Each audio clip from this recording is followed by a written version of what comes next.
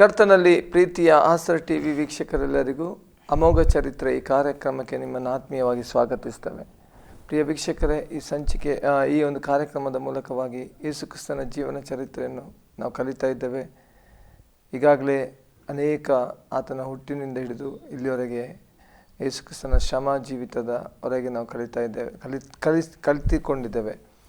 ಆತನು ಗೆಸೆಮನೆ ತೋಟದಲ್ಲಿದ್ದುಕೊಂಡು ಯೇಸುಸ್ವಾಮಿ ಪ್ರಾರ್ಥನೆ ಮಾಡುವಂಥ ಅಲ್ಲಿವರೆಗೆ ನಾವು ಈಗಾಗಲೇ ನೋಡಿದ್ದೇವೆ.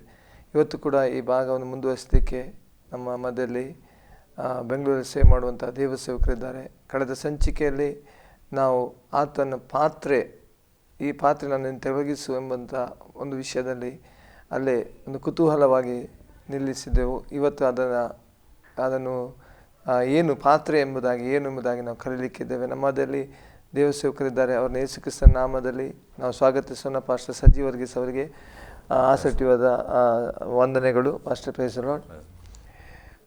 ಫಸ್ಟ್ ಕಳೆದ ಸಂಚಿಕೆಯಲ್ಲಿ ಒಂದು ಕುತೂಹಲವಾಗಿ ನಾವು ನಿಂತಿದ್ದೇವೆ. ನೀವು ಹೇಳಿದ್ದೀರ ಗೆಸೆಮನೆ ತೋಟದಲ್ಲಿ ಯೇಸುಸ್ವಾಮಿ ಪ್ರಾರ್ಥನೆ ಮಾಡುವಾಗ ಪಾತ್ರೆ ವಿಷಯದಲ್ಲಿ, ಈ ಪಾತ್ರೆ ನನ್ನಿಂದ ತೊಲಗಿಸು, ನಿನ್ನ ಚಿತ್ತವಾಗಿರುವುದಾದರೆ ತೊಲಗಿಸು, ಇಲ್ಲ ನಿನ್ನ ಚಿತ್ತ ನೆರವೇರಲಿ ಎಂಬುದಾಗಿ ಯೇಸುಸ್ವಾಮಿ ಪ್ರಾರ್ಥಿಸುವಂಥ ಆ ಪಾತ್ರೆ ಬಗ್ಗೆ ನೀವೇನು ಹೇಳ್ತೀರಾ? ಇಲ್ಲಿ ನಾವು ಕಲಿಬೇಕಾದಂತಹ ಒಂದು ದೊಡ್ಡ ಆತ್ಮಿಕ ಸತ್ಯ ಇದೆ. ಅಂದರೆ ನಾನು ಹೇಳ್ತಾ ಬಂದೆ, ಯೇಸು ಕ್ರಿಸ್ತನು ಸಾಯುವುದಕ್ಕೋಸ್ಕರ ಈ ಲೋಕಕ್ಕೆ ಬಂದದ್ದು. ಯೇಸುವಿಗೆ ಮರಣದ ಮೇಲೆ ಭಯ ಇರಲಿಲ್ಲ. ತಾನು ಲೋಕದ ಪಾಪಕ್ಕೋಸ್ಕರ ತನ್ನನ್ನು ಒಪ್ಪಿಸಿಕೊಟ್ಟ ಆತನು. ಅಂದರೆ ಸ್ವಯಂ ಪ್ರೇರಿತ ಮರಣ, ಯಾರೂ ಆತನ ಹಿಡಿದದಲ್ಲ ಅಥವಾ ಆತನನ್ನು ಬಲಾತ್ಕಾರದಿಂದ ಶಿಲುಬೆಗೆ ಹಾಕಿದಲ್ಲ. ಆತನ ಮರಣ ಸ್ವಯಂ ಪ್ರೇರಿತ ಮರಣ. ಅದು ಯೇಸು ಸ್ವಾಮಿಗೆ ಗೊತ್ತು.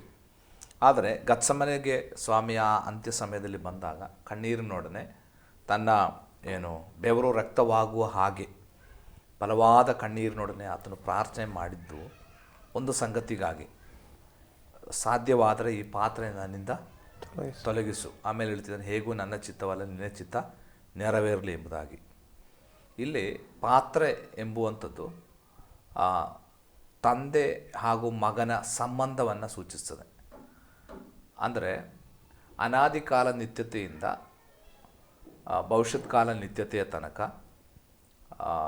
ತಂದೆ ಮಗ ಒಂದೇ ಆಗಿದ್ದಾರೆ. ಅವರನ್ನು ಬೇರ್ಪಡಿಸಲಿಕ್ಕೆ ಆಗ್ತಾ ಇಲ್ಲ. ನಾನು ತಂದೆಯಲ್ಲೂ ತಂದೆ ನನ್ನಲ್ಲಿಯೂ ಇದ್ದಾನೆ ಎಂಬುದಾಗಿ ಯೇಸು ಸ್ವಾಮಿ ಹೇಳಿದ್ದಾನೆ. ನನ್ನನ್ನು ನೋಡುವವನು ತಂದೆಯನ್ನು ನೋಡಿದ್ದಾನೆ ಎಂಬುದಾಗಿ. ಈಗ ಮಾನವ ಕುಲವನ್ನು ರಕ್ಷಿಸುವುದಕ್ಕಾಗಿ ಆ ದೇವರ ಸ್ಥಾನವನ್ನು, ಆ ಪದವಿಯನ್ನು ಬಿಟ್ಟು ಯೇಸು ಕ್ರಿಸ್ತನು ಈ ಲೋಕಕ್ಕೆ ಬಂದಿದ್ದಾನೆ. ಅವರು ಈ ಲೋಕದಲ್ಲಿ ಇರುವಾಗಲೂ ಅವರು ದೇವರೇ ಆಗಿದ್ದಾರೆ.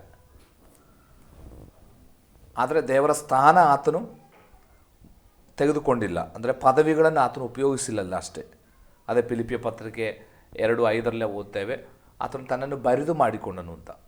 ಈ ಎಂಪ್ಟಿಡ್ ಹಿಮ್ಸೆಲ್ಫ್. ಅಂದರೆ ತಂದೆಗಿರುವ ಆ ಸ್ಥಾನ ಮಾನ ಪದವಿಗಳನ್ನು ಆತನು ಬಿಟ್ಟು ಬಂದ. ತಾನು ಭೂಮಿಯಲ್ಲಿ ಇರುವಾಗಲೂ ಆತನು ದೇವರಿಗೆ ಯಾವತ್ತೂ ದೇವರಲ್ಲದೆ ಆಗಲಿಕ್ಕಾಗಲ್ಲ. ನನಗೀಗ ನಾನು ಅಲ್ಲದೆ ಆಗಲಿಕ್ಕಾಗಲ್ಲ ಅಲ್ವಾ? ಅದೇ ರೀತಿ ದೇವರಿಗೆ ಯಾವತ್ತೂ ದೇವರಲ್ಲದೆ ಆಗಲಿಕ್ಕಾಗಲ್ಲ. ದೇವರೇ. ಆದರೆ ಮನುಷ್ಯನ ಸಲುವಾಗಿ ಇಲ್ಲಿಗೆ ಬಂದಾಗ ಆತನು ಮನುಷ್ಯನಾಗಿದ್ದ. ಆವಾಗಲೂ ಯೇಸುಸ್ವಾಮಿ ದೇವರೇ ಆಗಿದ್ದಾರೆ. ಆದರೆ ಶಿಲುಬೆಗೆ ಬರುವಾಗ ಅಲ್ಲಿ ದೇವರಿಂದ ಕೈಬಿಡಲ್ಪಡ್ತಾ ಇದ್ದಾರೆ. ಅಂದರೆ ಅನಾದಿ ಕಾಲ ನಿತ್ಯತೆಯಿಂದ ಇದ್ದಂತಹ ತಂದೆ ಮಗ ಅಥವಾ ದೇವರಿಗೆ ಸಮಾನವಾದಂತಹ ಪದವಿ ಬಿಡಬೇಕಾಗಿ ಬರ್ತದೆ. ಅಂದರೆ ತಂದೆಯೊಂದಿಗಿರ್ತಕ್ಕಂತಹ ಆ ಸಂಬಂಧ ಕಳ್ಕೊಳ್ಬೇಕಾಗ್ತದೆ. ವಾಸ್ತವಿಕವಾಗಿ ಅಲ್ಲಿ ಒಂದು ಶಿರಚ್ಛೇದನ ನಡೀತಾ ಇದೆ.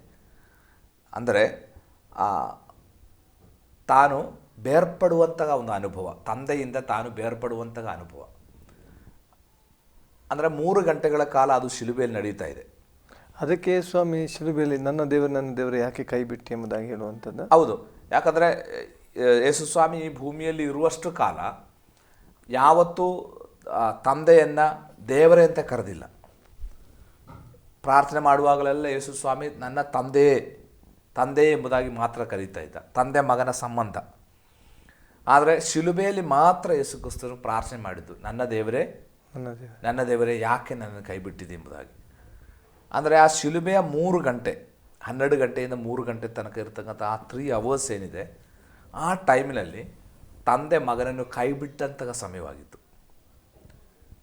ಯಾಕೋಸ್ಕರ ಕೈ ಬಿಡಬೇಕಾಗಿವಂತ? ಅಂದರೆ ಯಾಕೆ ಅಂತಂದರೆ, ಯೇಸು ಸ್ವಾಮಿ ಮಾನವ ಕುಲದ ಪಾಪವನ್ನು ಹೊತ್ತುಕೊಂಡಿದ್ದಾನೆ. ಆ 3 ಗಂಟೆಗಳ ಕಾಲ ಯೇಸು ಕ್ರಿಸ್ತನು ಸಂಪೂರ್ಣ ಪಾಪಮಯವಾಗಿದ್ದಾನೆ. ಅಂದರೆ ಏನು? ತಾನು ಪಾಪ ಮಾಡಿದ್ದರಿಂದಲ್ಲ, ಲೋಕದ ಪಾಪವನ್ನು ಆತನು ಹೊತ್ತುಕೊಂಡವನಾಗಿದ್ದಾನೆ. ಈಗ ಪಾಪಿಯಾದ ಒಬ್ಬ ವ್ಯಕ್ತಿ ದೇವರೊಟ್ಟಿಗಿರುವ ಸಂಬಂಧದಲ್ಲಿ ಇರಲಿಕ್ಕೆ ಆಗಲ್ಲ, ಹೌದಲ್ವಾ? ಯಾಕಂದರೆ ದೇವರು ಪರಿಶುದ್ಧನು. ಈಗ ನಮಗೋಸ್ಕರ ಆತನು ಪಾಪ ಆದನು. ಆ ಸಂದರ್ಭದಲ್ಲಿ ಏನಾಗ್ತದೆ? ತಂದೆ ಮಗನನ್ನು ಕೈ ಬಿಡಲ್ಪಡಲೇಬೇಕಾಗ್ತದೆ. ಅದು ಯೇಸು ಕ್ರಿಸ್ತನಿಗೆ ಇಷ್ಟ ಇರಲಿಲ್ಲ. ಅಲ್ಲದೆ ಮರಣವನ್ನು ಹೆದರಿ ಅಲ್ಲ, ತಂದೆ ಮಗನೊಟ್ಟಿಗಿರುವ ಸಂಬಂಧ ಕಳೆದುಕೊಳ್ತದಲ್ಲ ಎಂಬುದಾಗಿ, ಅದಕ್ಕೆ ಬೇರೆ ಏನಾದರೂ ಮಾರ್ಗ ಇದೆಯಾ ಅಂತ ತಂದೆ ಹತ್ರ ಕೇಳ್ತಾ ಇದ್ದಾನೆ. ಅರ್ಥ ಆಗ್ತಾ ಇದೆಯಾ? ಆದ್ದರಿಂದ ಶಿಲುಬೆಯಲ್ಲಿ ಆತನು ನನ್ನ ದೇವರೇ ಯಾಕೆ ನನ್ನ ಕೈ ಬಿಟ್ಟಿದೆ ಅಂತ ಹೇಳಿ, ಕೊನೆಗೆ ತಾನು 3 ಗಂಟೆ ಆಗುವಾಗ, ಅಂದರೆ ಆ ಸಾವಿನ ಸಮಯವಾದಾಗ, ತಂದೆ ನನ್ನ ಆತ್ಮವನ್ನು ನಿನ್ನ ಕೈಗಳಿಗೆ ನಾನು ಒಪ್ಪಿಸ್ತೇನೆ ಅಂತೇಳಿ ಆತನು ಸಾಯ್ತಾ ಇದ್ದಾನೆ. ಅಂದರೆ ಆ 3 ಗಂಟೆಗಳ ಕಾಲ ತಂದೆ ಮಗನ ಸಂಪರ್ಕ ಕಡಿದು ಹೋಯಿತು. ಅದಾಗಿತ್ತು ದೇವರಿಗೆ ಬಹಳ ಮುಖ್ಯ, ಯೇಸುವಿಗೆ ಬಹಳ ಮುಖ್ಯ. ಆ ಸಂಪರ್ಕ ಅನಾದಿ ಕಾಲ ನಿತ್ಯತೆಯಿಂದ ಉಂಟಾದ ಸಂಪರ್ಕ, ಅದು ನಮಗೋಸ್ಕರ ಏನಾಗ್ತಾ ಇದೆ? ಕಡಿಯಲ್ಪಡ್ತಾ ಇದೆ. ಆ ಪಾತ್ರೆ, ಅದನ್ನು ನಾನು ಕುಡಿಯಲೇಬೇಕು. ಅದು ಕುಡಿಯದೆ ನಾನು ಕುಡಿಯಬೇಕಾ, ಬೇರೆ ಏನಾದರೂ ಉಪಾಯ ಇದೆಯಾ ಎಂಬುದಾಗಿ ಕೇಳಿದಾಗ ತಂದೆ ಹೇಳ್ತಾ ಇದ್ದಾನೆ, ಬೇರೆ ಯಾವ ಮಾರ್ಗವೂ ಅದಕ್ಕಿಲ್ಲ. ನೀನು ಪಾಪಯಾಗ ಆಗಬೇಕು, ಆವಾಗ ನಾನು ನಿನ್ನನ್ನು ಕೈ ಬಿಡುತ್ತೇನೆ, ಇಲ್ಲದೆ ಬೇರೆ ಅದಕ್ಕೆ ಮಾರ್ಗ ಇಲ್ಲ. ನಾನಿಲ್ಲಿ ಒಂದು ಸಂಗತಿ ಹೇಳ್ತೇನೆ. ಯೇಸು ಕ್ರಿಸ್ತನ ಶ್ರಮೆಯನ್ನು ಕೇವಲ ಶಾರೀರಿಕವಾದಂತಹ ಒಂದು ಶ್ರಮೆ ಮಾತ್ರವಲ್ಲ, ಶಾರೀರಿಕ ಮರಣ ಮಾತ್ರ ಅಲ್ಲ ಯೇಸುವಿಗೆ ಉಂಟಾದ್ದು. ವಾಸ್ತವಿಕವಾಗಿ ಆ 3 ಗಂಟೆಗಳ ಕಾಲ ಒಂದು ಆತ್ಮಿಕ ಮರಣ ಸಂಭವಿಸ್ತಾ ಇದೆ.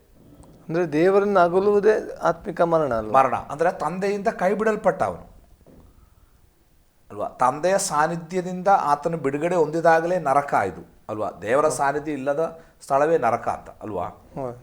ಈಗ ಯೇಸುಕ್ರಿಸ್ತನ 3 ಗಂಟೆಗಳ ಕಾಲ ಒಂದು ಶಾರೀರಿಕ ವೇದನೆ ಎಲ್ಲ ಅನುಭವಿಸಿದ. ಅದಕ್ಕಿಂತಲೂ ಮಿಗಿಲಾಗಿ ಆತನು ನರಕ ಅನುಭವಿಸಿದ. ನರಕ ಅಂತ ಹೇಳಿದ್ರೆ ಏನು? ತಂದೆ ಕೈ ಬಿಡಲ್ಪಟ್ಟ ಮಗನನ್ನು ನಾವು ಅನುಭವಿಸಬೇಕಾದ ನಿತ್ಯ ನರಕವನ್ನು ಯೇಸುಕ್ರಿಸ್ತನ 3 ಗಂಟೆಗಳ ಕಾಲ ಶಿಲುಬೆಯಲ್ಲಿ ಅನುಭವಿಸಿದ. ಅಲ್ಲಿ ಒಂದು ಆತ್ಮಿಕ ಮರಣ ನಡೀತಾ ಇದೆ. ಅದು ಮುಖ್ಯ. ಶಾರೀರಿಕ ವೇದನೆಗಿಂತ ಯೇಸುವಿಗೆ ಉಂಟಾದ ವೇದನೆ ಅದಾಗಿತ್ತು. ತಂದೆಯಿಂದ ಕೈ ಬಿಡಲ್ಪಟ್ಟು ಆ ನರಕದ ಅನುಭವ, 3 ಗಂಟೆಗಳ ಕಾಲ ನರಕ ಯಾತನೆ ಯೇಸುಕ್ರಿಸ್ತನ ಅನುಭವಿಸ್ತಾ ಇದ್ದಾರೆ. ಅದನ್ನು ನೆನೆಸಿದಾಗ ತಂದೆಗೆ ಹೇಳ್ತಾ ಇದ್ದಾನೆ, ಈ ಪಾತ್ರೆ ನನ್ನಿಂದ ನೀಗಿಸ್ತೀಯ, ಸಾಧ್ಯವಾದರೆ ನೀಗಿಸು ಎಂಬುದಾಗಿ ಮಗ ಪ್ರಾರ್ಥನೆ ಮಾಡುವಂಥದ್ದು. ಅಂದರೆ ಆತನು ಪಾಪ ಮಾಡದೆ ನಮ್ಮೆಲ್ಲರ ಪಾಪವನ್ನು ಹೊತ್ತ ನಿಮಿತ್ತವಾಗಿ ಈ ಒಂದು ಅನುಭವಕ್ಕೆ ಆತನು ಬಂದದ್ದು. ಯಾಕಂದರೆ ನಾವು ಅನುಭವಿಸಬೇಕಾದ ನರಕ ಆತನು ಅನುಭವಿಸಿದ್ದಾನೆ. ಅಲ್ಲದೆ ಒಂದು ಶಾರೀರಿಕ ಶಿಕ್ಷೆ ಅಲ್ಲ. ಈಗ ಶಾರೀರಿಕ ಶಿಕ್ಷೆ ಆಗಿದ್ದರೆ ಯೇಸುವಿಗೆ ಬೇರೆ ಯಾರಿಗಾದರೂ ಅನುಭವಿಸಿದ್ರು, ಒಬ್ಬ ಮನುಷ್ಯ ಶಿಲುಬೆಯಲ್ಲಿ ಸಾಯುವುದರ ಮೂಲಕ ಲೋಕಕ್ಕೆ ಪರಿಹಾರ ಆಗ್ತಿದ್ರೆ ನೀವು ಸಾಯ್ತಾ ಇದ್ದೀವಿ, ಹೌದಲ್ವಾ? ಆದ್ದರಿಂದ ಅಲ್ಲಿ ಶಾರೀರಿಕ ಮರಣವಲ್ಲ. ಅದು ಮಾತ್ರವಲ್ಲ, ಒಬ್ಬ ಮನುಷ್ಯನು ಸತ್ರು ಆಗಲ್ಲ. ಯಾಕಂದರೆ ದೇವರಿಗೆ ಮಾತ್ರವೇ ಅದು ಸಾಧ್ಯ ಮಾಡೋಕ್ಕೆ. ಒಬ್ಬ ಮನುಷ್ಯನ ಹತ್ರ ಹೇಗೆ ಲೋಕದ ಪಾಪ ಎಲ್ಲ ಪರಿಹಾರ ಆಗೋಲ್ಲ. ಅದಕ್ಕೆ ಯೇಸುಕ್ರಿಸ್ತನ ದೇವರು, ಯೇಸುಕ್ರಿಸ್ತನ ದೈವತ್ವ ಪ್ರೂಫ್ ಆಗೋದು ಕ್ರೂಜೆಯಲ್ಲಿ ವಾಸ್ತವಿಕವಾಗಿ. ಯಾಕಂದರೆ ದೇವರಿಗೆ ಮಾತ್ರವೇ ಮನುಷ್ಯನ ಪಾಪವನ್ನು ಪರಿಹಾರ ಮಾಡಲಿಕ್ಕೆ ಸಾಧ್ಯ.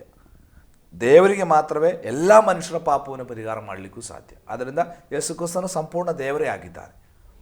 ಆದ್ದರಿಂದ ಆ ದೇವರಾದ ಕ್ರಿಸ್ತನು 3 ಗಂಟೆಗಳ ಕಾಲ ತಂದೆಯಿಂದ ಇರತಕ್ಕಂತಹ ಆ ಆತ್ಮಿಕ ಸಂಬಂಧ ಏನಾಯಿತು? ನಮ್ಮ ಸಲುವಾಗಿ ಕಡಿಯಲ್ಪಟ್ಟಿತು.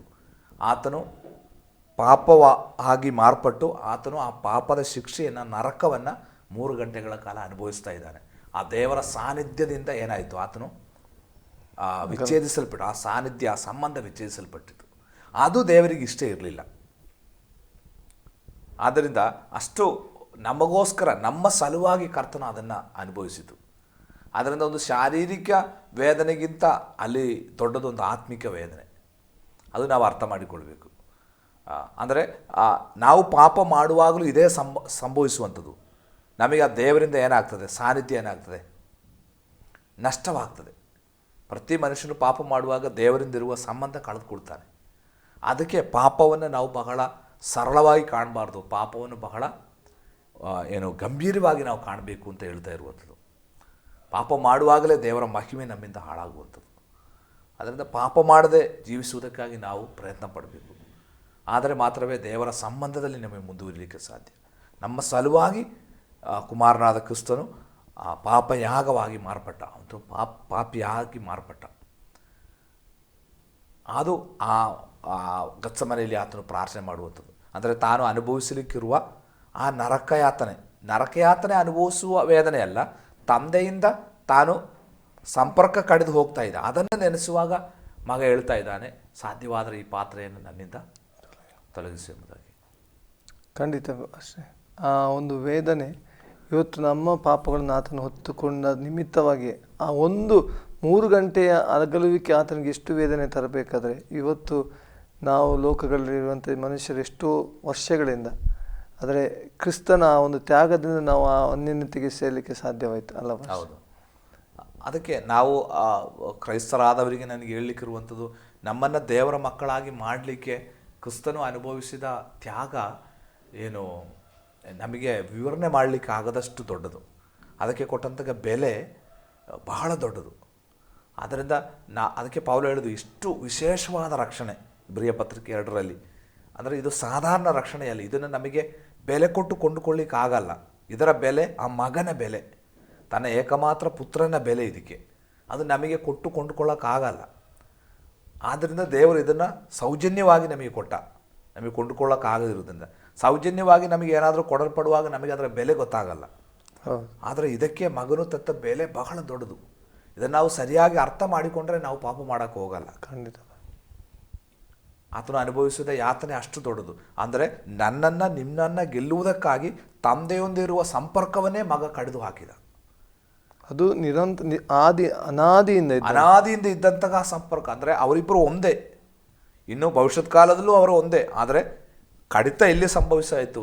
ನಮ್ಮ ಸಲುವಾಗಿ, ನಮ್ಮನ್ನು ರಕ್ಷಿಸುವುದಕ್ಕಾಗಿ ದೇವರು ಅದನ್ನು ಮಾಡಿದ.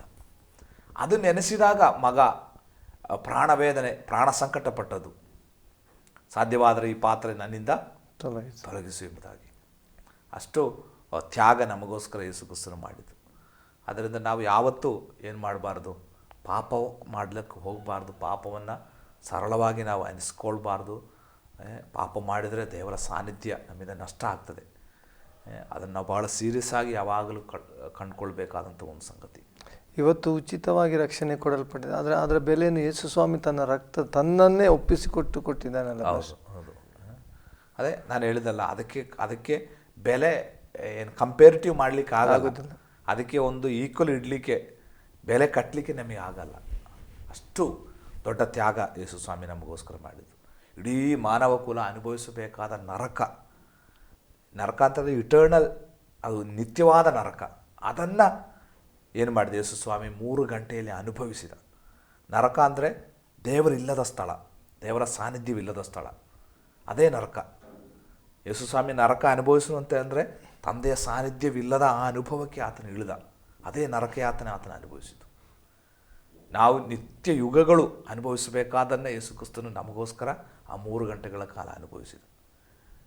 ನಾವು ಯಾವಾಗಲೂ ಒಳ್ಳೆಯ ವಾತಾವರಣದಲ್ಲಿ ಒಳ್ಳೆಯ ಅವಸ್ಥೆಯಲ್ಲಿ ಇದ್ದವರು ಪಕ್ಕನೆ ಒಂದು ಕೆಸರಿಗೆ ಸ್ವಲ್ಪ ಇಳಿದರೆ ನಮಗೆ ಏನಾಗ್ತದೆ? ನಮಗೆ ಒಂಥರ ಅಸಹ್ಯ ಅನಿಸ್ತದೆ ಅಲ್ವಾ? ಅಂದರೆ ಕೆಸರಲ್ಲಿ ಇರುವವರಿಗೆ ತೊಂದರೆ ಇಲ್ಲ, ಅಂದರೆ ಒಳ್ಳೆಯ ಮನೆಯಲ್ಲಿ ಹುಟ್ಟಿದವರಿಗೆ ಸ್ವಲ್ಪ ಕೆಳಮಟ್ಟಕ್ಕೆ ಇಳಿಯೋದ್ರೆ ಭಾಳ ಏನಾಗ್ತದೆ, ಒಂಥರ ಅಯ್ಯೋ ಆಗ ಹೋಗ್ಬೇಕಲ್ಲ ಅಂತೇಳಿ ಅವರಿಗೆ ಒಂಥರ ಕಷ್ಟ ಅನ್ನಿಸ್ತದೆ ಅಲ್ವಾ? ಇದು ಅದಕ್ಕಿಂತಲೂ ದೊಡ್ಡದು. ಅಂದರೆ ದೇವರೊಟ್ಟಿಗಿರುವ ಆ ನಿತ್ಯ ಸಂಬಂಧದಲ್ಲಿ ಇದ್ದಂತಹ ಕುಮಾರನು ಈಗ ಎಲ್ಲಿ ಬಂದಿದ್ದಾನೆ? ನರಕದಲ್ಲಿದ್ದಾನೆ. ನರಕ ಅಂತ ಹೇಳಿದರೆ ದೇವರಿಲ್ಲದಂತಹ ಆ ಸ್ಥಳದಲ್ಲಿ. ಅದನ್ನು ಮಗನಿಗೆ ನೆನೆಸಲಿಕ್ಕೂ ಆಗಂಥದ್ದು. ಅದಕ್ಕೆ ಆತನು ಪ್ರಾರ್ಥನೆ ಮಾಡ್ತಾ ಇದ್ದಾನೆ ಗತ್ಸೆಮನೆಯಲ್ಲಿ, ಸಾಧ್ಯವಾದರೆ ಈ ಪಾತ್ರೆ ನನ್ನಿಂದ ತೊಲಗಿಸು ಅಂತೇಳಿ. ಮತ್ತೆ ಹೇಳ್ತಾ ಇದ್ದಾನೆ, ಹೇಗೂ ನನ್ನ ಚಿತ್ತವಲ್ಲ ನಿನ್ನ ಚಿತ್ತ. ಒಂದು ಕತೆ ನಾನು ಅದರ ಬಗ್ಗೆ ಈ ರೀತಿಯಾಗಿ ಓದಿದ್ದು, ಮಗ ಇಷ್ಟು ವೇದನೆ ಪಡುವಾಗ ಒಂದು ಕತೆ ತಂದೆ ಹೇಳ್ತಾ ಇದ್ದಾನೆ, ಹಾಗಾದ್ರೆ ಒಂದು ಕೆಲಸ ಮಾಡಿ, ನೀನು ಬಂದುಬಿಡು, ನೀನು ಪರಲೋಕಕ್ಕೆ ಬಂದುಬಿಡು ಅಂತ. ಗತ್ಸೆಮನೆ ತೋಟದಿಂದ ಯೇಸು ಕ್ರಿಸ್ತನು ತಂದೆ ಬಳಿಗೆ ಹೋದನಂತೆ. ಹೋದಾಗ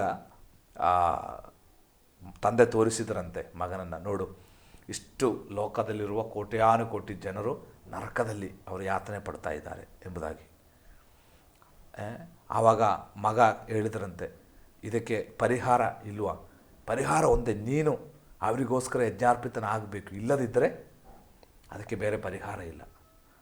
ಆವಾಗ ಮಗ ಹೇಳಿದ್ರಂತೆ, ಹಾಗಾದ್ರೆ ಒಂದು ಕೆಲಸ ಮಾಡ್ತೇನೆ, ನಾನು ಹೋಗ್ತೇನೆ ಅಂತೇಳಿ ಏನು ನಮಗೋಸ್ಕರ ಒಂದು ಕತೆ ನಾನು ಹೇಳ್ತಾ ಬಂದು. ಅಂದರೆ ಮಗ ನನ್ನನ್ನು ನಿಮ್ಮನ್ನು ಆ ಸಮಯದಲ್ಲಿ ನೋಡಿದನಂತೆ. ನನ್ನ ಮುಖ ನಿಮ್ಮ ಮುಖ ಎಲ್ಲ ಆ ಸಮಯದಲ್ಲಿ ಆತನ ಮುಂದೆ ಬಂದಿತ್ತು. ಅಂದರೆ ನಮ್ಮನ್ನು ಆತನೊಟ್ಟಿಗೆ ನಿತ್ಯ ಆ ವಾಸಕ್ಕೆ ಸೇರಿಸುವುದಕ್ಕಾಗಿ ಆತನು ನಮಗೋಸ್ಕರ ಏನಾದನು? ಪಾಪವಾಗಿ ಮಾರ್ಪಟ್ಟನು. ಪಾಪ ಮಾಡದ, ಪಾಪವನ್ನು ಅರಿಯದ, ಪಾಪದ ಜ್ಞಾನವಿಲ್ಲದ ದೇವರು ನಮಗೋಸ್ಕರ ಆ 3 ಗಂಟೆಗಳು ಪಾಪವಾದನು. ನಾವು ಅನುಭವಿಸಬೇಕಾದ ಮರಣ, ಆ ಶಿಕ್ಷೆ, ನಿತ್ಯ ನರಕ ಆತನು ಅನುಭವಿಸಿದನು. ನರಕ ಅಂತ ಹೇಳಿದರೆ ದೇವರಿಲ್ಲದ ಸ್ಥಳ. ದೇವರ ಸಾನ್ನಿಧ್ಯದಿಂದ ಆತನು ಕಡಿಯಲ್ಪಟ್ಟು ತಂದೆಯನ್ನು ದೇವರೇ ಎಂಬುದಾಗಿ ಕರೆದ. ಆ 3 ಗಂಟೆಗಳ ಕಾಲ ಆ ಮರಣವೇದನೆ, ಆ ನರಕ ಯಾತನೆಯನ್ನು ಯೇಸು ಕ್ರಿಸ್ತ ನಮಗೋಸ್ಕರ ಶಿಲುಬೆಯಲ್ಲಿ 3 ಗಂಟೆ ಅನುಭವಿಸಿ ತೀರಿಸಿತು. ಅದು ದೇವರಿಂದ ಮಾತ್ರ ಸಾಧ್ಯ, ಮನುಷ್ಯನಿಂದ ಅದು ಅನುಭವಿಸಲಿಕ್ಕಾಗಲ್ಲ. ಅದಕ್ಕೆ ಆತನು ದೇವಕುಮಾರನು. ಹಾಗೆ ನಮಗೆ ಆ ರಕ್ಷಣೆಯನ್ನು ಆತನು ಸಂಪಾದಿಸಿಕೊಟ್ಟಂಥದ್ದು. ಇದು ಸುಮ್ಮನೆ ಸಿಕ್ಕಿದಲ್ಲ ಈ ರಕ್ಷಣೆ, ಅದಕ್ಕೋಸ್ಕರ ಬಹಳ ಬೆಲೆ ಕೊಟ್ಟನು. ಇದನ್ನು ತಿಳಿದಂಥ, ಈ ಸತ್ಯ ತಿಳಿದಂಥ ಅನೇಕ ಭಕ್ತರು ಯೇಸು ಸ್ವಾಮಿಗೋಸ್ಕರ ಪ್ರಾಣ ಕೊಡಲಿಕ್ಕೂ ತಯಾರು. ಯಾಕೆ ಯೇಸುವಿಗಾಗಿ ಜನ ಪ್ರಾಣ ಕೊಟ್ಟರು, ರಕ್ತಸಾಕ್ಷಿಗಳಾದರು? ಈ ಸತ್ಯ ಅವರು ತಿಳಿದಾಗ. ಯಾಕಂದರೆ ಏನು, ನಾವು ಇಲ್ಲಿ ಸತ್ತರೆ ನಮ್ಮ ಫಿಸಿಕಲ್ ಡೆತ್ತು ಮಾತ್ರ ಆಗೋದು, ಆದರೆ ನಮ್ಮ ಆತ್ಮಕ್ಕೆ ಮರಣವಿಲ್ಲ. ನಾವು ಯೇಸು ಸ್ವಾಮಿ ಒಟ್ಟಿಗೆ ಯುಗಾಯುಗಗಳು ನಾವು ಜೀವಿಸ್ತೇವೆ. ಆ ಪರಲೋಕದ ದರ್ಶನ ಸಿಕ್ಕಿದ ಭಕ್ತರು ಹಿಂಸೆ ಮುಂದೆ ಧೈರ್ಯವಾಗಿ ನಿಂತು ಹೇಳಿದ್ರು, ನಮ್ಮನ್ನು ಕೊಲ್ರಿ ಅಂತೇಳಿ. ಕೊಂದರೂ ನಾವು ಯೇಸುವಿನ ಏನು ಮಾಡಲ್ಲ, ಅಲ್ಲಗಳೆಯುವುದಿಲ್ಲ. ಕಾರಣ ಅವರಿಗೆ ಸಿಕ್ಕಿದ ನಿತ್ಯ ರಕ್ಷಣೆ. ಇಲ್ಲಿನ 80 ವರ್ಷ ಅಲ್ಲ ನಮಗೆ ಮುಖ್ಯ, ಕೋಟ್ಯಾನುಕೋಟಿ ದೇವರೊಂದಿಗಿರುವ ವಾಸ. ಆ ನಿತ್ಯತೆಯಲ್ಲಿ ನಾವು ದೇವರೊಟ್ಟಿಗೆ ನಾವು ಬಾಳ್ತೇವೆ. ಆದ್ದರಿಂದ ಇದು ದೊಡ್ಡ ವಿಚಾರವೇ ಅಲ್ಲ ಅವರಿಗೆ, ಇದು ಒಂದು ಪ್ರಮೋಷನ್ ಅಷ್ಟೇ. ಈ ಮರಣದ ಮೂಲಕ ನಾವು ಅಲ್ಲಿಗೆ ಪ್ರವೇಶಿಸುವಾಗ ಮತ್ತು ದೇವರೊಂದಿಗೆ ನಾವು ಕಳೆಯುತ್ತೇವೆ. ಅದಕ್ಕೋಸ್ಕರ ಆತನು ಅನುಭವಿಸಿದ ವೇದನೆ ಬಹಳ ದೂರ. ಅದು ಮಾನವನಿಗೆ ಅನುಭವಿಸಲಿಕ್ಕೆ ಆಗಲ್ಲ, ಅದು ದೇವರಿಂದ ಮಾತ್ರ ಸಾಧ್ಯ. ಅದು ಗತ್ಸೆಮನೆಯಿಂದ ಕಾಲ್ವಾರಿ ತನಕ ಆತನು ಅದನ್ನು ಅನುಭವಿಸಿದ ಆ ವೇದನೆ. ಯೇಸುವಿಗೆ ಅಲ್ಲದೆ ಶಿಲುಬೆ ಹೊರುವುದೋ ಅಥವಾ ತಲೆಗೆ ಮುಳ್ಳಿನ ಕಿರೀಟ ಇಟ್ಟದ್ದೋ ಅಥವಾ ಪಕ್ಕಕ್ಕೆ ತಿವಿದು ಇದೇನೂ ಅಲ್ಲ. ಅದೆಲ್ಲ ಫಿಸಿಕಲ್ ಸಫರಿಂಗ್ಸ್ ಅಂತ ಹೇಳ್ತೇವೆ, ಶಾರೀರಿಕ ವೇದನೆಗಳು. ಅದಕ್ಕಿಂತ ದೊಡ್ಡ ವೇದನೆ ಆತನ ಅನುಭವಿಸಿದ ಆತ್ಮಿಕವಾದಂತಹ ಮರಣ, ತಂದೆಯೊಂದಿಗಿರುವ ಸಂಬಂಧದಿಂದ ಬೇರ್ಪಡುವಿಕೆ. ಅದಾಗಿತ್ತು ಮಗನನ್ನು ಗತ್ಸೆಮನೆಯಲ್ಲಿ ಬೆವರು ರಕ್ತವಾಗುವಂತೆ ಮಾಡಿತು. ನಾನು ಎಣಿಸ್ತೇನೆ ನಿಮಗೆ ಅದು ಅರ್ಥ ಆಯಿತು ಅಂತೇಳಿ. ಖಂಡಿತ ನಮ್ಮ ವೀಕ್ಷಕರಿಗೂ ಕೂಡ ಅದು ಅರ್ಥವಾಗಿರಬೇಕು. ಯಾಕಂದರೆ ಭಾಳ ವಿಸ್ತಾರವಾಗಿ ನಮ್ಗೆ ತಿಳಿಸಿದ್ರ. ಆತನ ಆ ಒಂದು ತ್ಯಾಗ ಅಂತ ಹೇಳಿದರೆ ಸಾಧಾರಣವಾದದ್ದಲ್ಲ. ಯಾವ ಮನುಷ್ಯನಿಂದಲೂ ಆಗುವಂಥ ತ್ಯಾಗ ನಮಗೋಸ್ಕರ ಆತನು ವಹಿಸಿದ. ಆ ನಿತ್ಯತೆಯ ಆ ಸಂಬಂಧವನ್ನು, ನಿತ್ಯತೆಯಿಂದ ನಿತ್ಯತೆಗೆ ಇರುವಂಥ ಸಂಬಂಧವನ್ನು ಆತನು ಆ 3 ಗಂಟೆಗಳ ಕಾಲ ನಮಗೋಸ್ಕರ ಆತನ ಶರೀರದಲ್ಲಿ ಅನುಭವಿಸಿದ. ಅದನ್ನು ನೆನೆಸುವಾಗ ಆತನಿಗೆ ಸಹಿಸಲಿಕ್ಕಾಗಲಿಲ್ಲ. ನಾನು ಅದನ್ನು ತಂದೆಯೊಂದಿರುವ ಸಂಪರ್ಕ ಹೋಗ್ತದಲ್ಲ ಎಂಬುದಾಗಿ ನೆನೆಸಿದಾಗ ಆತನಿಗೆ ಏನಾಯ್ತಂತೆ, ಆತನ ಬೆವರು ರಕ್ತವಾಯಿತು ಅಂತ. ಇನ್ನು ಅನುಭವಿಸಲಿಕ್ಕೆ ಹೋಗ್ತಾ ಇದ್ದಾನೆ ಅಷ್ಟೇ. ಅದು ನೆನೆಸಿದಾಗ ಅಂದರೆ ಆ ದೇವರೊಟ್ಟಿಗಿರುವ ಸಂಬಂಧ ಎಷ್ಟು ಬೆಲೆ ಉಳ್ಳದು ಅಂತ ನಾವು ಅಲ್ಲಿ ಕಲಿತುಕೊಳ್ಬೇಕು. ಖಂಡಿತ. ನಾವು ಪಾಪ ಮಾಡುವಾಗ ಬಹಳ ಈಸಿಯಾಗಿ ಮಾಡ್ತೇವೆ, ಆದರೆ ಅಲ್ಲಿ ಉಂಟಾಗುವ ನಷ್ಟ ಬಹಳ ದೊಡ್ಡದು. ಆ ಸಂಬಂಧ ಕಡಿದು ಹೋಗ್ತಾ ಇದೆ. ನಿತ್ಯನಾದ ದೇವರೊಟ್ಟಿಗಿರುವ ಮನುಷ್ಯನ ಸಂಬಂಧವೇ ಕಡಿದು ಹಾಕುವಂಥದ್ದಾಗಿದೆ ಪಾಪ. ಖಂಡಿತ. ಆ ಒಂದು ತ್ಯಾಗದ ನಿಮಿತ್ತವಾಗಿ ಸಿಕ್ಕಿದಂಥ ರಕ್ಷಣೆಯನ್ನು ನಾವು ಅಲ್ಲಗಳಿದ್ದಾರೆ ಪಾಪದ ಮೂಲಕವಾಗಿ ಅಥವಾ ಇದರ ಮೂಲಕ. ಆ ದೇವರ ರಕ್ಷಣೆಯೇ ನಾವು ಅಥವಾ ಯೇಸುವಿನ ತ್ಯಾಗವನ್ನೇ ನಾವು ನಿರಾಕರಿಸಿದ ಹಾಗೆ ಅಲ್ಲ ಭಾಷೆ ಅದಕ್ಕೆ ಪೌಲ ಇಬ್ರಿಯಾದಲ್ಲಿ ಹೇಳುವಂಥದ್ದು, ಒಂದು ರಕ್ಷಣೆ ಸಿಕ್ಕಿದ ಮೇಲೆ ತಿರುಗಿ ಅಂಥ ಪಾಪಲ್ಲಿ ನಾವು ಮಾಡ್ತಾ ಇದ್ದಾರೆ, ಇನ್ನೊಂದು ತ್ಯಾಗ ಯಜ್ಞ ಅದಕ್ಕೆ ಇಲ್ಲ ಅಂತ. ಅದೇ ಅಷ್ಟು ಅಮೂಲ್ಯವಾಗಿತ್ತು ಯೇಸು ಕ್ರಿಸ್ತನ ತ್ಯಾಗದ ಮರಣ. ಆದ್ದರಿಂದ ಪ್ರಿಯ ವೀಕ್ಷಕರು ಏನು ಆ ವಿಚಾರವನ್ನು ಅರ್ಥ ಮಾಡಿಕೊಂಡು ಏನು ಯೇಸು ಕ್ರಿಸ್ತನ ನಮಗೋಸ್ಕರ ಅನುಭವಿಸಿದ ಒಂದು ಶಾರೀರಿಕ ಮರಣ ಅಥವಾ ಶಾರೀರಿಕ ವೇದನೆಯಲ್ಲ, ಅದಕ್ಕಿಂತ ಮಿಗಿಲಾದಂತಹ ಒಂದು ವೇದನೆ, ಒಂದು ಸಂಕಟ ಯೇಸು ಕ್ರಿಸ್ತನು ಆತ್ಮಿಕವಾಗಿ ಅನುಭವಿಸಿದ. ತಂದೆಯೊಂದಿಗಿರುವತಕ್ಕಂತಹ ಆ ನಿತ್ಯವಾದ ಸಂಬಂಧವನ್ನೇ ನಮ್ಮ ಸಲುವಾಗಿ ಆತನು ಬೇಡವೆನಿಸಿದ. ಅದೇ ಯೇಸು ಕ್ರಿಸ್ತನು ಮಾಡಿದ ದೊಡ್ಡ ತ್ಯಾಗ. ಖಂಡಿತ ಭಾಷೆ. ನಮ್ಮನ್ನು ಕೇಳುತ್ತಿರುವ ಪ್ರಿಯ ವೀಕ್ಷಕರಲ್ಲಿ ನಮಗೆ ಹೇಳಿಕೊಳ್ಳಿಕ್ಕಿರುವಂಥದ್ದು, ಯೇಸು ಕ್ರಿಸ್ತನು ಈ ಧರೆಗೆ ಮಾನವನಾಗಿ ಅವತರಿಸಿ ಇಳಿದು ಬಂದು ನಮಗೋಸ್ಕರ ಮಾಡಿದ ತ್ಯಾಗದ ಕುರಿತಾಗಿ ನೀವೆಲ್ಲ ಕೇಳಿಸಿಕೊಂಡಿದ್ದೀರಿ. ಆದ್ದರಿಂದ ನಮಗೆ ಈ ವಾಹಿನಿಯ ಮೂಲಕ ನಿಮ್ಮ ಹತ್ರ ಹಂಚಲಿಕ್ಕಿರುವಂತಹ ಸಂದೇಶ, ಯೇಸು ಕ್ರಿಸ್ತನು ಕೇವಲ ಇಬ್ಬರಿಗಾಗಿ ಅಲ್ಲ, ಇಡೀ ಮಾನವ ಕುಲಕ್ಕೆ, ಇಡೀ ಮಾನವರು ಅನುಭವಿಸಬೇಕಾದ ಆ ಶಿಕ್ಷೆಯನ್ನು ಯೇಸು ಕ್ರಿಸ್ತನು ಹೊತ್ತುಕೊಂಡು ಆ ನರಕದಲ್ಲಿ 3 ಗಂಟೆಗಳ ಕಾಲ ಅದನ್ನು ಅನುಭವಿಸಿ ತೀರಿಸಿತು. ಅದನ್ನು ತೀರಿಸಿದ ಮೇಲೆ ಯೇಸು ಕ್ರಿಸ್ತನು ಹೇಳ್ತಾ ಇದ್ದಾನೆ, ತೀರಿತು, ಟೆಟಲಸ್ಟಾಯಿ ಎಂಬುದಾಗಿ. ಆ ಟೆಟಲಸ್ಟಾಯಿ ಎಂಬುದಾಗಿ ಗ್ರೀಕ್ ಪದದ ಅರ್ಥ ಕೊಟ್ಟು ತೀರಿಸಿದೆನು ಅಂತೇಳಿ. ಅಂದರೆ ನನ್ನ ಪ್ರಾಣವನ್ನೇ ಅದಕ್ಕೋಸ್ಕರ ನಾನು ಕೊಟ್ಟು ಅದನ್ನು ತೀರಿಸಿದ್ದೇನೆ ಎಂಬುದಾಗಿ. ಆದ್ದರಿಂದ ಇನ್ನು ಯಾವ ಯಜ್ಞ ಕರ್ಮಗಳು ರಕ್ಷಣೆಗಾಗಿ ಬೇಕಾಗಿಲ್ಲ.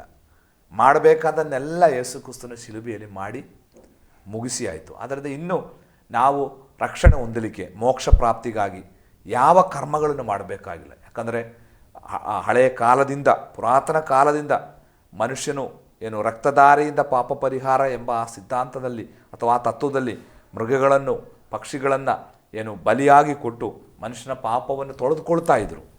ಆದರೆ ದೇವರು ಹೇಳ್ತಾ ಇದ್ದಾನೆ, ಇನ್ನು ಯಾವ ಮೃಗವು ಸಾಯಬೇಕಾದ ಅವಶ್ಯಕತೆ ಇಲ್ಲ. ಯಾಕಂದರೆ ಅವರೆಲ್ಲರ ಪಾಪದ, ಲೋಕದೆಲ್ಲರ ಪಾಪದ ಪರಿಹಾರಕ್ಕಾಗಿ ಅವರ ಪ್ರತಿನಿಧಿಯಾಗಿ ನಾನೇನು ಮಾಡಿದ್ದೇನೆ, ನಾನು ಪ್ರಾಣ ಕೊಟ್ಟಿದ್ದೇನೆ. ಇನ್ನು ನಾವು ಮಾಡಬೇಕಾದ ಒಂದೇ, ನಾವು ಆ ಯೇಸು ಕ್ರಿಸ್ತನನ್ನು ದೇವರಾಗಿ ನಂಬಿ ನಮ್ಮ ಹೃದಯದಲ್ಲಿ ಸ್ವೀಕಾರ ಮಾಡಿ, ಯೇಸುವೆ ನಾನೊಬ್ಬ ಪಾಪಿಯಾಗಿದ್ದೇನೆ, ನಾನು ಅನೇಕ ತಪ್ಪುಗಳನ್ನು ಮಾಡಿ ನನ್ನನ್ನು ಕ್ಷಮಿಸು, ನಿನ್ನ ಪರಿಶುದ್ಧವಾದ ರಕ್ತದಿಂದ ನನ್ನನ್ನು ತೊಳೆದು ನಿನ್ನ ಮಗನಾಗಿ ಮಗಳಾಗಿ ಮಾರ್ಪಡಿಸು ಎಂಬುದಾಗಿ ನಾವು ಕಣ್ಣೀರಿನೊಡನೆ ಆ ಶಿಲುಬೆಯ ತ್ಯಾಗವನ್ನು ನೆನೆಸಿಕೊಂಡು ನಾವು ಪ್ರಾರ್ಥನೆ ಮಾಡುವಾಗ ನಂಬಿಕೆಯ ಮೂಲಕ ನಾವು ದೇವರ ಮಕ್ಕಳಾಗಿ ಮಾರ್ಪಡ್ತೇವೆ. ಅಲ್ಲದೆ ಯಾವ ಕರ್ಮಗಳು ಇನ್ನು ಅದಕ್ಕೆ ಅವಶ್ಯಕತೆ ಇಲ್ಲ. ನಾವು ಆ ಸತ್ಯವನ್ನು ತಿಳಿಯಬೇಕು. ಪ್ರಜೆಗಳಿಗೋಸ್ಕರ ಪ್ರಜಾಪತಿಯಾದಂಥ ಯೇಸು ಕ್ರಿಸ್ತನು ಆತನ ಯಾಗಾರ್ಪಿತನಾಗಿದ್ದಾನೆ. ಇನ್ನು ಯಾವ ಯಜ್ಞಗಳು ನಾವು ಅದಕ್ಕೋಸ್ಕರ ಮಾಡಬೇಕಾಗಿಲ್ಲ, ಯಾವ ಕರ್ಮಗಳು ಮಾಡಬೇಕಾಗಿಲ್ಲ, ಯಾವ ಪೂಜೆ ಪುರಸ್ಕಾರಗಳು ಮಾಡಬೇಕಾಗಿಲ್ಲ. ಎಲ್ಲವನ್ನು ಯೇಸು ಕ್ರಿಸ್ತನು ಮಾಡಿ ಆಯಿತು. ಯೇಸು ಕ್ರಿಸ್ತನ ಮರಣದಲ್ಲಿ ಎಲ್ಲ ನೆರವೇರಿಕೆ ಆಯಿತು. ಇನ್ನು ನಮಗೆ ಅದನ್ನು ನಾವು ಸ್ವೀಕಾರ ಮಾಡಿಕೊಳ್ಳೋದಷ್ಟೇ. ಆಲ್ರೆಡಿ ಸ್ಯಾಂಕ್ಷನ್ ಮಾಡಿ ಆಯಿತು, ಚೆಕ್ಕಿಗೆ ಸೈನ್ ಮಾಡಿ, ಇನ್ನು ನಾವು ಕೊಟ್ಟು ಅದನ್ನು ಡ್ರಾ ಮಾಡಿಕೊಳ್ಳೋದು ಅಷ್ಟೇ. ನಾವು ಆ ಯೇಸುವೆ ನನ್ನನ್ನು ಕ್ಷಮಿಸು, ನನ್ನ ತಪ್ಪನ್ನು ನಾನು ಒಪ್ಪಿಕೊಳ್ತೇನೆ, ನನ್ನನ್ನು ಕ್ಷಮಿಸು, ರಕ್ತದಿಂದ ತೊಳೆ ಅಂತ ನಾವು ಪ್ರಾರ್ಥನೆ ಮಾಡುವಾಗಲೇ ಉಚಿತವಾಗಿ ನಮಗೆ ಪಾಪ ವಿಮೋಚನೆ, ಪಾಪ ಕ್ಷಮಾಪಣೆ ದೇವರು ಕೊಡ್ತಾನೆ. ಹಳೆ ಒಡಂಬಡಿಕೆ ಕಾಲದಲ್ಲಿ ಪಾಪವನ್ನು ಮರೆ ಮಾಡ್ತಾ ಇದ್ದನು. 32ನೇ ಕೀರ್ತನೆಯಲ್ಲಿ ಓದ್ತೇವೆ, ಏನೋ ಯಾವನ ಅಪರಾಧವು ಕ್ಷಮಿಸಲ್ಪಟ್ಟಿದೆಯೋ, ಯಾವನ ದ್ರೋಹವು ಪರಿಹರಿಸಲ್ಪಟ್ಟಿದೆಯೋ ಅವನು ಧನ್ಯನು ಅಂತ. ಅಂದರೆ ಮೂಲ ಭಾಷೆಯಲ್ಲಿ ಪಾಪವನ್ನು ಮುಚ್ಚುತ್ತಾ ಇದ್ದರು. ಯಾಕಂದರೆ ಹಳೆ ಒಡಂಬಡಿಕೆಯಲ್ಲಿ ಯೇಸು ಕ್ರಿಸ್ತನ ಯಜ್ಞಾರ್ಪಿತನಾಗಿರಲಿಲ್ಲ. ಆದರೆ ಹೊಸ ಒಡಂಬಡಿಕೆಯಲ್ಲಿ ಯೇಸು ಕ್ರಿಸ್ತನ ಯಜ್ಞಾರ್ಪಿತನಾದಾಗ ಇನ್ನು ನಮ್ಮ ಪಾಪವನ್ನು ದೇವರು ಮುಚ್ಚುವಂಥದ್ದಲ್ಲ, ಮರೆ ಮಾಡುವಂಥದ್ದಲ್ಲ, ಪಾಪವನ್ನು ತೊಳೆಯುತ್ತಾನೆ ಅಂತ. ಈಗ ಒಂದು ಕಲೆಯನ್ನು ನಾವು ತೊಳೆದರೆ ಮತ್ತೆ ಆ ಕಲೆ ಅಲ್ಲಿ ಮತ್ತೆ ಯಾವತ್ತೂ, ಆದರೆ ಮುಚ್ಚಿದರೆ ಏನಾಗ್ತದೆ, ಮತ್ತೆ ತೆರೆದು ನೋಡಿದರೆ ಅಲ್ಲಿ ಇರ್ತದೆ. ಆದರೆ ಅದನ್ನು ತೊಳೆದರೆ ಮತ್ತೆ ಅದು ಅಲ್ಲಿ ಕಲೆ ಬಿದ್ದೇ ಇರಲ್ಲ ಅಂತ. ಅಂದರೆ ನೀತಿವಂತರಾಗುವುದು ಅಂತ ಹೇಳಿದರೆ ಅದರ ಮೂಲ ಪದದ ಅರ್ಥ ನಾವು ಪಾಪವೇ ಮಾಡಿಲ್ಲ ಎಂಬುದಾಗಿ ದೇವರು ಡಿಕ್ಲೇರ್ ಮಾಡುವಂಥದ್ದು.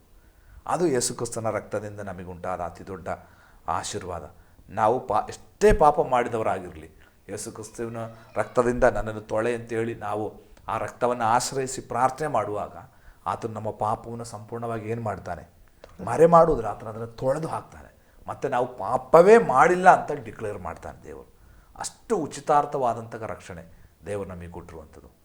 ಆದ್ದರಿಂದ ಯಾರಾದರೂ ಪಾಪದ ಬಂಧನದಲ್ಲಿರುವುದಾದರೆ, ಏನು ಪಾಪ ಭಾರದಿಂದ, ಏನು ಹಳೆಯ ಕಾಲದಲ್ಲಿ ಮಾಡಿದ ತಪ್ಪಿನ ಕುರಿತಾಗಿರುವ ಪಶ್ಚಾತ್ತಾಪದಿಂದ ನೀವು ಏನು ಜೀವನವೇ ಬೇಡ ಎಂಬುದಾಗಿ ನೊಂದುಕೊಂಡಿರುವುದಾದರೆ ಈ ಮಾತನ್ನು ಕೇಳುತ್ತಿರುವಾಗ ನಾನು ನಿಮಗೆ ಹೇಳ್ತಾ ಇದ್ದೇನೆ, ನೀವು ಪಾಪದ ಪ್ರಾಯಶ್ಚಿತ್ತಕ್ಕಾಗಿ ಏನು ಮಾಡುವುದು ಅವಶ್ಯಕತೆ ಇಲ್ಲ. ಯಾಕಂದರೆ ನಿಮಗೋಸ್ಕರ ಆಲ್ರೆಡಿ ಕರ್ತನು ಶಿಲುಬೆಯಲ್ಲಿ ಸತ್ತಿದ್ದಾನೆ. ಇನ್ನು ಆತನ ನಂಬುವುದಷ್ಟೇ. ಒಮ್ಮೆ ಒಬ್ಬ ಸಭಾಪಾಲಕನಿಗೆ ಒಬ್ಬ ಹೆಣ್ಣು ಮಗಳು ಮಧ್ಯರಾತ್ರಿಯಲ್ಲಿ ಫೋನ್ ಮಾಡಿ ಹೇಳಿದರು, ನನಗೆ ಪಾಪದ ಅರಿವು ಜಾಸ್ತಿಯಾಗಿ ಪಶ್ಚಾತ್ತಾಪ, ನನಗೆ ಏನು ಸಮಾಧಾನವಿಲ್ಲ, ಆದ್ದರಿಂದ ನಾನು ಏನು ಮಾಡ್ತಾ ಇದ್ದೇನೆ, ನಾನು ಸಾಯಲಿಕ್ಕೆ ಹೋಗ್ತಾ ಇದ್ದೇನೆ, ಆತ್ಮಹತ್ಯೆ ಮಾಡಿಕೊಳ್ತಾ ಇದ್ದೇನೆ ಎಂಬುದಾಗಿ. ಆವಾಗ ಆ ಪಾಸ್ಟರ್ ಫೋನಲ್ಲಿ ಹೇಳಿದರು, ಯು ಆರ್ ಟೂ ಲೇಟ್, ನೀನು ಸಾಯಲಿಕ್ಕೆ ಭಾಳ ತಡ ಆಗಿದ್ದೀಯ ಅಂತ. ಅವಳು ಆಶ್ಚರ್ಯದಿಂದ ಕೇಳಿದ್ರು, ಏನು ಹೇಳ್ತಾ ಇದ್ದೀರಿ ನೀವು, ನಾನು ಮುಂಚೆನೇ ಸಾಯಬೇಕಿತ್ತ. ಆವಾಗ ಆತನು ಹೇಳ್ತಾ ಇದ್ದಾನೆ, ಏನು ನೀನು ಬಹಳ ತಡವಾಯಿತು, ನಿನಗಿಂತ ಮುಂಚೆ ಒಬ್ಬ ಸತ್ತು ಬಿಟ್ಟಿದ್ದಾನೆ, ನಿನಗಿಂತ ಮುಂಚೆ ನೀನು ಸಾಯೋದಕ್ಕಿಂತ ಮುಂಚೆ ನಿನಗೋಸ್ಕರ ಒಬ್ಬನು ಸತ್ತಿದ್ದಾನೆ, ಆದ್ದರಿಂದ ನೀನು ಸಾಯಬೇಕಾಗಿಲ್ಲ ಎಂಬುದಾಗಿ ಆಕೆಗೆ ಆತನು ಆ ರಾತ್ರಿ ಫೋನ್ನ ಮೂಲಕ ಸುವಾರ್ತೆ ಹೇಳಿದನಂತೆ. ಅಂದರೆ ನೀನು ಸಾಯಲಿಕ್ಕೆ ಭಾಳ ತಡ ಆಯಿತು, ಯಾಕೆ, ನಿನಗೋಸ್ಕರ ವರ್ಷಗಳ ಹಿಂದೆ 2000 ವರ್ಷಗಳ ಹಿಂದೆ ಯೇಸು ಕ್ರಿಸ್ತನು ಸತ್ತಾಗಿದ್ದಾನೆ, ಆದ್ದರಿಂದ ಇನ್ನು ನೀನು ಸಾಯಬೇಕಾಗಿಲ್ಲ, ನಿನ್ನ ಪಾಪವನ್ನು ಪರಿಹರಿಸುವುದಕ್ಕಾಗಿ ಯೇಸು ನನಗಾಗಿ ಸತ್ತಿದ್ದಾನೆ, ಇನ್ನು ಯೇಸುವನ್ನು ನಂಬಿದರೆ ಮಾತ್ರ ಸಾಕು.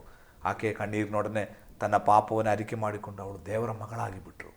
ಆದ್ದರಿಂದ ಪಾಪದ ಏನು ವೇದನೆಯಿಂದ, ಪಶ್ಚಾತ್ತಾಪದಿಂದ ನೀವು ಯಾರಾದರೂ ನರಳುತ್ತಾ ವೇದನೆ ಪಡ್ತಿರುವುದಾದರೆ ನಮ್ಮ ಈ ಮಾತನ್ನು ಕೇಳುತ್ತಿರುವಾಗ ನೀವು ಯೇಸು ಸ್ವಾಮಿ ಹತ್ರ ಪ್ರಾರ್ಥನೆ ಮಾಡಿರಿ. ಖಂಡಿತ ಬೈಬಲ್ ಹೇಳ್ತಾನೆ, ನಿಮ್ಮ ಪಾಪ ಎಷ್ಟೇ ಕಡು ಕೆಂಪಾದರೂ, ಎಷ್ಟೇ ದೊಡ್ಡ ಪಾಪ ನೀವು ಮಾಡಿದರು, ಮನುಷ್ಯನಿಗೆ ಕ್ಷಮಿಸಲಿಕ್ಕೆ ಆಗದ ಪಾಪ ಮಾಡಿದರು, ದೇವರು ನಮ್ಮನ್ನು ಕ್ಷಮಿಸ್ತಾನೆ. ಆತನು ಕರುಣಾಮಯ್ಯ ಆದ ದೇವರು. ಆದ್ದರಿಂದ ದಾವೀದನು ಪಾಪ ಮಾಡಿದಾಗ, ದೇವರೇ ನನ್ನ ಮೇಲೆ ಕರುಣೆ ತೋರು. ಅಂದರೆ ಕರುಣೆ ಎಂಬ ಪದದ ಅರ್ಥ ಏನು, ಮರ್ಸಿ ಎಂಬುದ ಇಂಗ್ಲೀಷ್ನಲ್ಲಿ. ಅಂದರೆ ನಾವು ಮಾಡಿದ ತಪ್ಪಿಗೆ ನಮ್ಮನ್ನು ಕ್ಷಮಿಸುವಂಥದ್ದಾಗಿದೆ ಕರುಣೆ. ಅದು ದೇವರ ಒಂದು ಸ್ವಭಾವವಾಗಿದೆ. ಆತನು ಕರುಣಾಮಯ್ಯಾದ ದೇವರು. ನಾವು ಎಷ್ಟೇ ಪಾಪ ಮಾಡಿದರೂ ನಮ್ಮನ್ನು ಏನು ಮಾಡ್ತಾನೆ, ಆತನು ಕ್ಷಮಿಸ್ತಾನೆ. ಆದ್ದರಿಂದ ನಮ್ಮ ಈ ಮಾತುಗಳನ್ನು ಕೇಳುತ್ತಿರುವಂಥ ಪ್ರಿಯರಿಗೆ ಮತ್ತೆ ಮತ್ತೆ ನಮಗೆ ಹೇಳಲಿಕ್ಕಿರುವಂಥದ್ದು, ನಿಮಗೆ ದೇವರು ಕೊಟ್ಟುವ ಜೀವಿತ ಅದು ಬಹಳ ಅಮೂಲ್ಯವಾದದ್ದು, ಬಹಳ ಬೆಲೆಯುಳ್ಳ ಜೀವಿತ.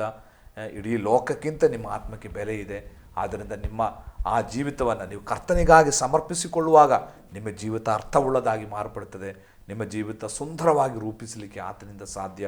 ನೀವು ಎಷ್ಟೇ ಹದಗೆಟ್ಟವರಾದರೂ, ಎಷ್ಟೇ ಕೆಟ್ಟು ಹೋಗಿರುವುದಾದರೂ ದೇವರು ತಿರುಗಿ ನಿಮ್ಮನ್ನು ಕಟ್ಟುವುದಕ್ಕೆ ಆತನ ಶಕ್ತನಾಗಿದ್ದಾನೆ. ಇವತ್ತು ಯೇಸು ಕ್ರಿಸ್ತನ ರಕ್ತ ನಿನ್ನ ಪಾಪವನ್ನು ತೊಳೆಯುವುದಕ್ಕಾಗಿ ಅದೇ ನಿಮಗೋಸ್ಕರ ಅದು ಇದೆ. ಅದನ್ನು ನಂಬಿ ಪ್ರಾರ್ಥನೆ ಮಾಡಿದರೆ, ಯೇಸುವೆ ನಾನೊಬ್ಬ ಪಾಪಿ, ನನ್ನ ಹೃದಯಕ್ಕೆ ನೀನು ಬಾ, ನಿನ್ನ ಪರಿಶುದ್ಧ ರಕ್ತದಿಂದ ನನ್ನನ್ನು ತೊಳೆ ಅಂತ ನಾವು ಪ್ರಾರ್ಥನೆ ಮಾಡಿದರೆ ಖಂಡಿತವಾಗಿ ಯೇಸು ನಮ್ಮ ಪಾಪಗಳನ್ನು ಕ್ಷಮಿಸಿ ತನ್ನ ಮಕ್ಕಳಾಗಿ ನಮ್ಮನ್ನು ಮಾರ್ಪಡಿಸಲಿಕ್ಕೆ ಶಕ್ತನಾಗಿದ್ದಾನೆ. ಆಮೇಲೆ ಪ್ರಿಯ ವೀಕ್ಷಕರೇ, ನಮ್ಮ ಮುಂದೆ ಸೇವಕರು ಕರೆಯಲ್ಲಿ ಕೊಟ್ಟರು.